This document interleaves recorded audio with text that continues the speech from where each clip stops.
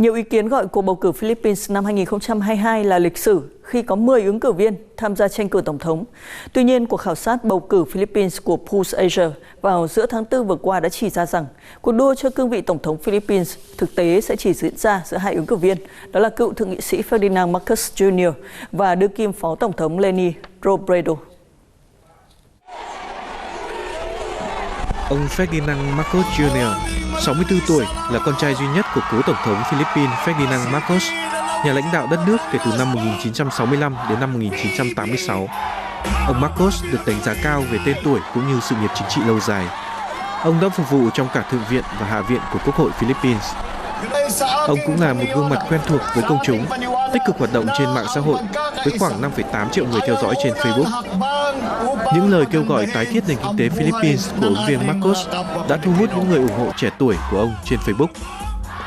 Ứng viên này cũng nhấn mạnh vào cam kết phát triển cơ sở hạ tầng đầy tham vọng. Ông Marcos nhiều tháng liền dẫn đầu trong các cuộc thăm dò trước bỏ phiếu, cách biệt khá xa với các đối thủ. Ứng viên này nhận được 56% sự ủng hộ trong thăm dò vào tháng 4, tỷ lệ không đổi so với tháng 3 trước đó. Đối thủ chính của ông Marcos là Phó Tổng thống đương nhiệm Leni Robredo. Bà Robredo, 57 tuổi, từng là một luật sư và nhà kinh tế.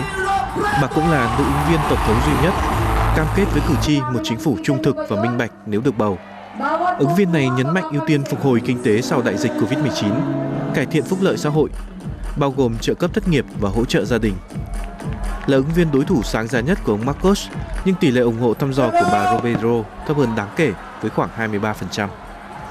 Về đối ngoại, trong khi ông Marcos Jr.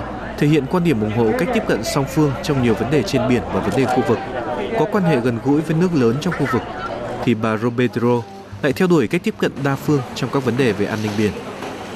Tổng thống đương nhiệm Duterte không tuyên bố công khai ủng hộ ứng viên nào, nhưng hồi tháng 3, chính đảng của ông đã ủng hộ ứng viên Marcos. Con gái Tổng thống Duterte, bà Sara Duterte, cũng chính là liên danh chạy đua phó tổng thống của ông Marcos. Các ứng viên tổng thống khác bao gồm cựu võ sĩ quyền Anh Manny Pacquiao và thị trưởng Manila Isko Moreno nhận được lần lượt 7% và 4% sự ủng hộ của người được hỏi trong cuộc khảo sát của Pulse Asia.